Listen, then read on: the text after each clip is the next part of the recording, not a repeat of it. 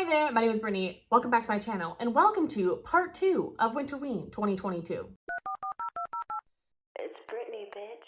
So I already finished 2 books for this and I have 2 more to go. The first one of which is Near the Bone, and I'm really excited to get into this. I haven't started it yet. I basically have like 2.5, 3 days to actually finish these last 2 books. But this one is pretty small and I'm very motivated to get into it. So I don't think this one will be a problem. This is basically about a woman stuck in an abusive relationship on this like isolated mountain setting, and there's a creature in the woods. I'm not sure if the creature is like metaphysical or like in their mind or like actually a real creature, or like it just makes them think there's a creature. I don't really know the whole thing. I don't know if it's like a fake monster like in your head sort of deal. But anyway, this just sounds like a very isolating, anxiety inducing read, and I'm really excited to get into this thriller, especially because like I really should pick more thrillers for this because I love a really fast paced thriller read. Like they hit the spot sometimes. I'm really feeling some thrillers this month. The last one that I need to finish for this is The Book of Accidents by Chuck Wendig, and this book is basically like a big haunted house book, and that's all I really know. I'm barely into the audiobook for this, which is 16 hours. So I'm really hoping that on tomorrow, which is Friday, I can listen to it almost all day at work.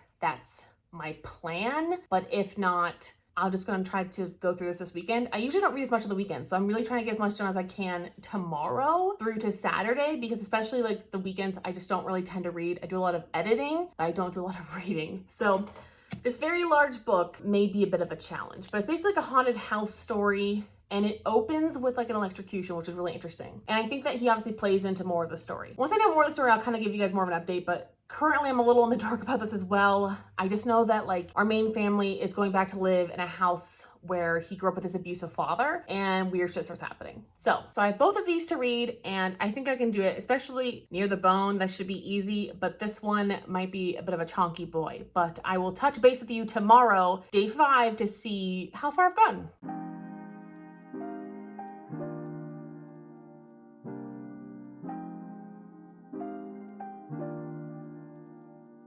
So it's day 5, Friday night, and it's actually 11:30 p.m., which is really late for me, but I stayed up reading Near the Bone. So I'm not done with it. I'm only at page 115, but so far, I guess I'm enjoying it. I think it's really interesting, the dynamic between her and her abusive husband. So Maddie is basically being abused by this piece of shit named William, who keeps her trapped on this mountain in this house, like literally washing his laundry like by hand and like cleaning the house, and it's crazy. They even have like an outhouse. Like it's kind of like little old timey, but actually it seems to be set technically in modern day because there's people around them in modern day clothes and stuff. But basically it seems like obviously he's isolated her and he's abusing her, and I don't know if I'm right, but I think there's a reason he's been involved in her life for so long, and he's basically changed her name. Her name used to be Samantha. Very interesting. I do find him a little villainy and a little one note of a character. I was expecting a little bit more complexity because he just seems kind of like a villain. Even usually abusers are a little bit more nice and manipulative to that point. They're not just usually like being the shit out of their wives constantly.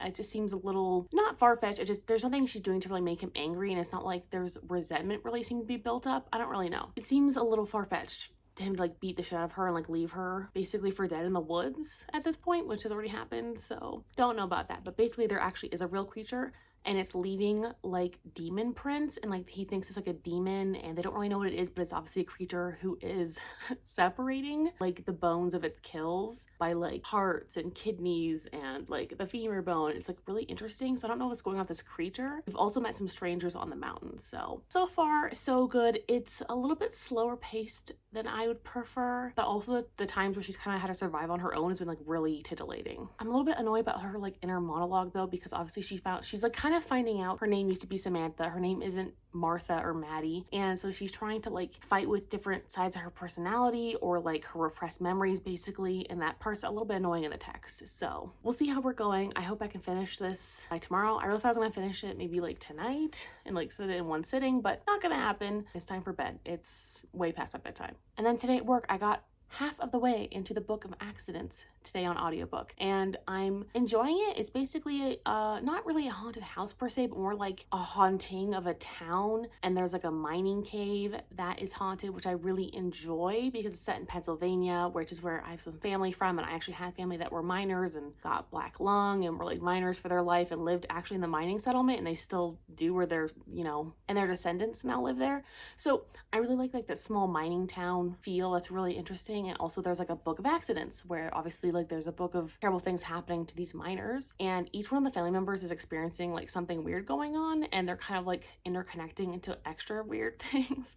Like the mom is an artist, and she was making like a wood carving with a chainsaw, and then she like fell asleep, doesn't remember how, like she fell asleep with a chainsaw, and and then like her carving was gone. That was really trippy. And the son is kind of dealing with like this weird friend's like teaching him magic, and the father is like on patrol seeing weird stuff. Like this haunting is kind of messing with all of them in different ways, but the mom is one of my most favorite parts of this. I find her part really interesting, and she literally went to like an art dealer lady, and she was like, hey, is that normal? And she's like, not really. And then she basically finds out that like, her carving was seen by someone like how many years ago, like it time traveled or something. It's a really long story. It's kind of hard and confusing, and I don't understand it all yet, so I can't really explain it. But basically it's not just a haunted house, it's more of like a haunting of a town, of a place, of a feeling. Like everything is just kind of like stalking them and like making their lives weird and difficult. So this is the only one I'm worried about finishing. Like I just don't know when I'm going to find time to do that, especially because I do prefer listening to the audio for really large books, or at least like half and half. I need to finish Near the Bone first because that one's smaller, so to me like that's more obtainable than this. So we'll see if I can finish this in time for Sunday. I know I have 2 days left, and that sounds like a lot, but for me, I don't really read the weekends like at all. I have not fully edited the stuff for part 1 Winterween, so that's gonna be something I'll be doing all day tomorrow because I haven't had time during this whole week, or if I have, it's been like a 4-minute clip. It hasn't been anything really substantial to edit, so this may be a bit of a challenge. But if I can finish Near the Bone tomorrow, then I can focus on this on Sunday, and I think I could do that. And tomorrow morning, I'll be going to the library and picking up 2 other books for different reading vlogs down the line, and going shopping. I think I'm gonna go to Dutch Bros and get myself a Rebel. I don't usually have energy drinks, but sometimes they just sound really good, and I really want an OG gummy beer Rebel. So probably gonna wake up early and do that. It's really late already, which I'm annoyed about, but whatever. I'm gonna still wake up my usual time. I usually wake up around 8 on the weekends, which I know may sound early, but I like to keep a good sleep schedule. I'm a little late tonight though, so I'm gonna bid you adieu, and then I'll talk to you tomorrow.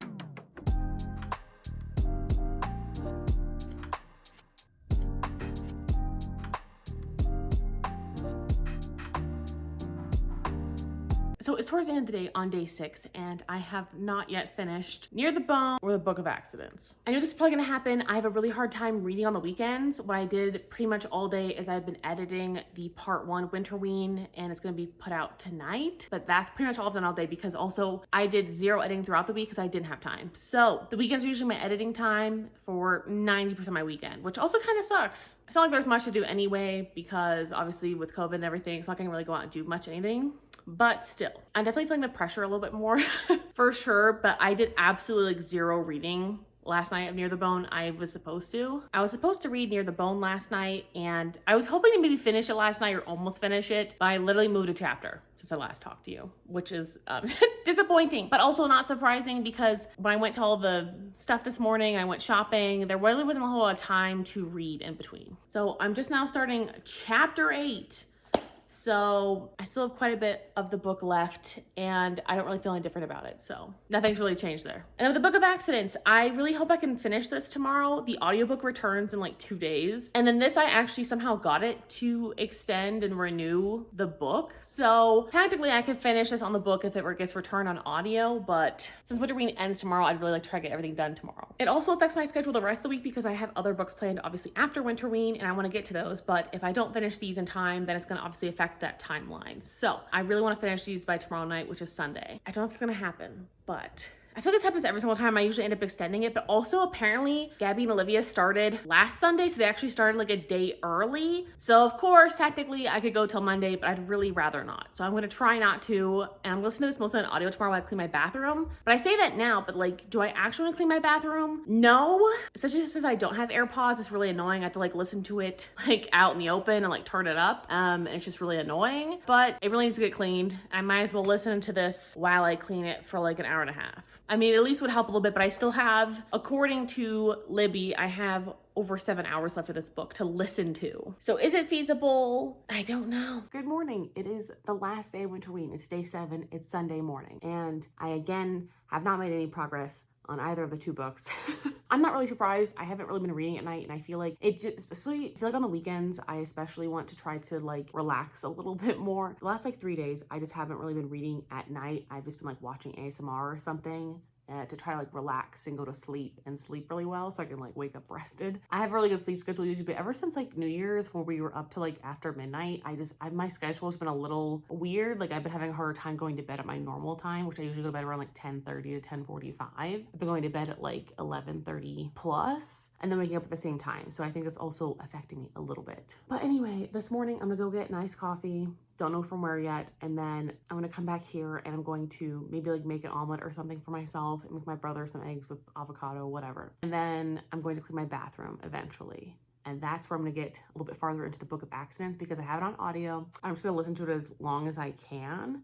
It's on 1.5 speed at the moment, which to me is plenty fast for this book. Some books, depending on the audio narrator, like you can put them at 2.5 or whatever, but this is one of those books, they already speak kind of fast. So 1.5 is all I can do. So I can hopefully finish this book in probably around 6.5 hours. So I know probably around a good 1.5 to 2 hours of that will be me cleaning. But other than that, I don't really know how I'm gonna get this book done, other than if I read it in person, which I definitely could do. But also my brother and I found a show that we're really enjoying, so we're definitely gonna watch that most of the day. So like, I don't know what to do. But anyway, I'm gonna get my coffee now so I can wake up just a smidgy. And then I'm gonna go clean some shit. So I went to McDonald's by my house. It took like freaking 7 minutes. Here we are. So I have my caramel coffee. I'm gonna go make myself some food for breakfast. And then we'll see how this day goes. Oh, tastes different.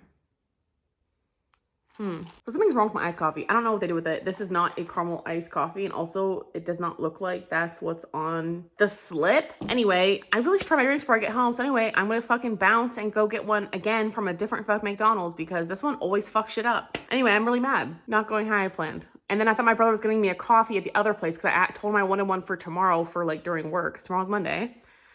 And he forgot. Now I'm like coffeeless until I go get one. So I guess I'm just gonna go suffer and go to the one that's like an extra 10 minutes away.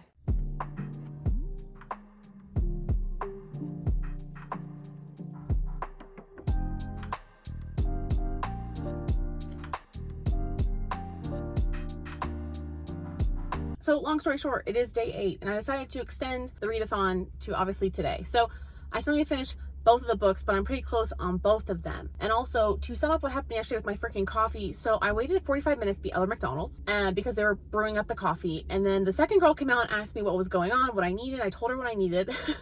She comes out with a caramel macchiato, an iced caramel macchiato with extra caramel and an extra shot. And I just went home because you know what? I was not waiting around any longer to tell them they were wrong. And technically a macchiato is more expensive. So I was like, whatever. But I also waited for a drink that has espresso instead of coffee for 45 minutes. I kind of wish there was like their solution to begin with, but whatever. So anyway, that was frustrating. And then I also injured my jaw yesterday because I was eating these coconut strips I got from Trader Joe's that I've like just found that I'm like obsessed with. And they're kind of chewy and I chewed the wrong way on this side and my jaw is like bruised. Like it hurts just touching it. Like I kind of want to cry. And then every time I sneeze, I didn't realize how much I clenched down and I like blackout hurt. It's terrible. Talking isn't as bad, but when I clench down, it's bad. So when I open my mouth, it's okay. So it's kind of opposite of jaw issues I've had before, but whatever. So for lunch today, I'm having a smoothie because I'm not trying to do any type of food. I had a English crumpet with some smoked salmon on it for breakfast, and that was enough for me for trying to eat. So we'll also be having soup for dinner. And I'll give you an update on the books a little bit later. I'm obviously on my lunch break. I'll be trying to finish the Book of Accidents on audio,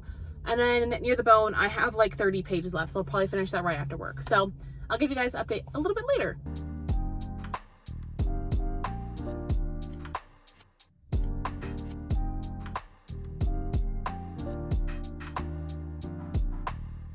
So to give you an update, I did end up finishing both of the books when I said I was going to, but I ended up not filming yesterday because I was just so tired after lunch and I was just done. You know, some days you're just done, especially Mondays, done. Also, these are the coconut strips that are the culprit for ruining my jaw. It's a lot better.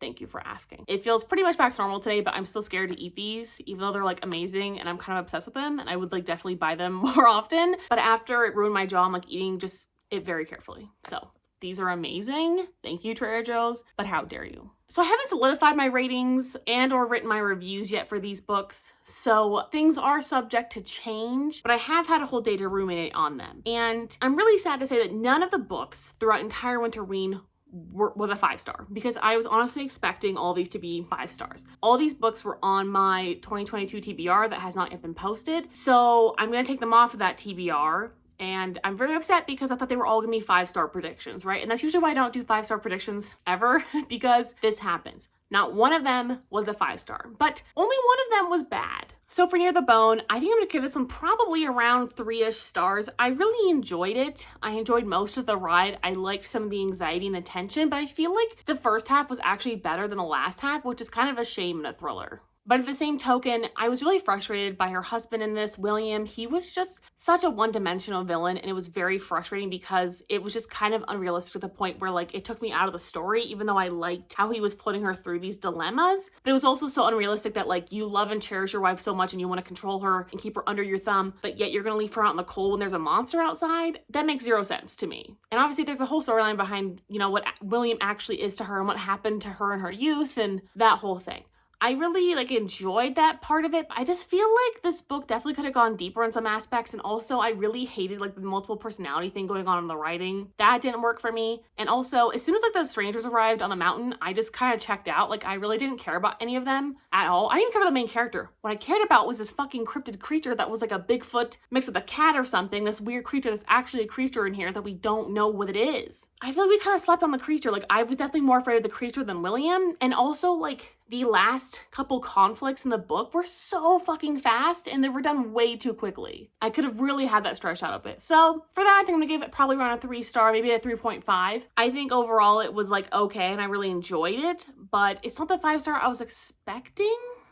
You know, I really could have also used a little more motivation from the perpetrator of the story, is all I'm going to say. And the creature was really slept on, and I liked that it was kind of ambiguous, but I also really wanted to know more, have more creature interactions and a little more explanation. And then I also finished the Book of Accidents, but this book is really hard to describe without completely spoiling it. All I'm gonna say is it deals different points in time. That's all I can really say to you. And I really enjoyed a lot of those aspects. There were a few questions that weren't answered, but my biggest gripe of all was this was definitely way too long for, in my opinion, what it was. This could have been cut down considerably. This author does write a lot like Stephen King, by the way, so if you do like Stephen King, I feel like a lot of writers kind of have a very similar feel, and I would say that Chuck Wendig definitely has that similar feel. I really enjoyed the writing, I enjoyed the experience, but also this book is kind of meant to be a little bit confusing, so there's definitely some parts I had to re-listen to, and I was like, did that just happen?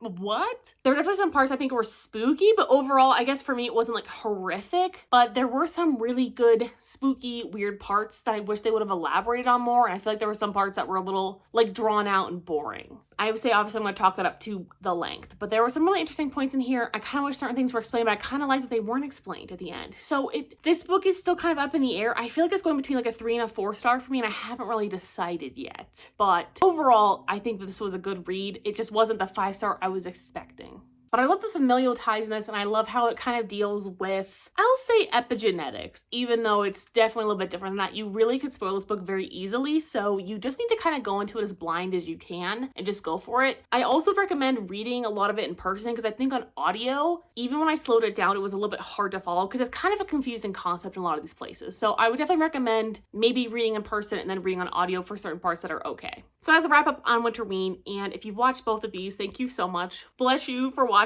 me try to navigate all these freaking books. But I'm really proud of myself, okay? I finished 3 books yesterday. So I finished Near the Bone, I finished the Book of Accidents, and I also finished another book for a totally different reading vlog. So honestly, I'm feeling very accomplished. That's probably why I'm so fucking exhausted today. So I'm gonna go edit this video so you can see this, and I'll talk to you guys next time. Bye!